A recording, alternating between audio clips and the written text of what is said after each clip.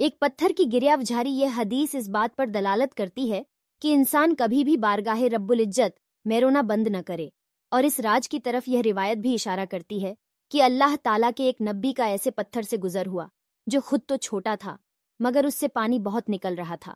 اللہ تعالیٰ کے نبی کو بہت تعجب ہوا۔ اللہ تعالیٰ نے پتھر کو بولنے کی طاقت عطا کر دی اور اس نے کہا، جب سے میں نے اللہ تعالیٰ کا یہ فرمان سنا ہے کہ انسان اور پتھر جہنم کا ایندھن ہوں گے، میں برابر اللہ کے خوف سے رو رہا۔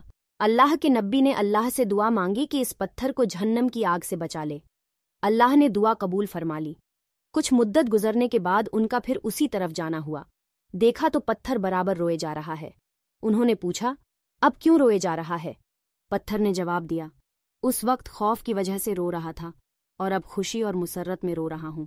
انسان کا دل بھی پتھر کی طرح یا اس سے بھی زیادہ سخت ہے۔ اس کی سختی خوف اور شکر دونوں حالتوں میں गिरयावझारी کرنے سے ختم ہوتی ہے۔ نبی اکرم صلی اللہ علیہ وسلم فرماتے ہیں، قیامت کے دن کہا جائے گا کہ حمد کرنے والے کھڑے ہو جائیں۔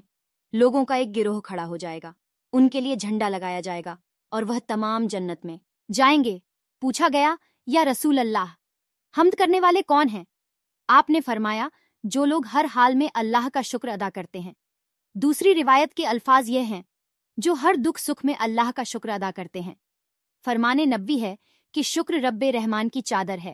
اللہ تعالیٰ نے حضرت ایوب علیہ السلام کی طرف وحی فرمائی کہ میں طویل باتوں کے بدلے اپنے دوستوں سے شکر کرنے پر راضی ہو گیا ہوں، اور صابرین کی تعریف میں فرمایا کہ ان کا گھر جنت میں ہے۔ جب وہ جنت میں جائیں گے تو میں انہیں شکر کرنا سکھلاؤں گا، کیونکہ شکر بہترین بات ہے اور اس سے میں نعمتیں زیادہ کروں گا اور ان کی مدت دیدار طویل کرتا جاؤں گا۔ جب مال جمع کرنے کے سلسلے میں وحی ربانی کا نزول ہوا تو حضرت عمر رضی اللہ عنہ نے رسول اکرم صلی اللہ علیہ وسلم سے پوچھا کہ ہم کون سا مال اکٹھا کریں؟ آپ نے فرمایا، ذکر کرنے والی زبان اور شکر کرنے والا دل۔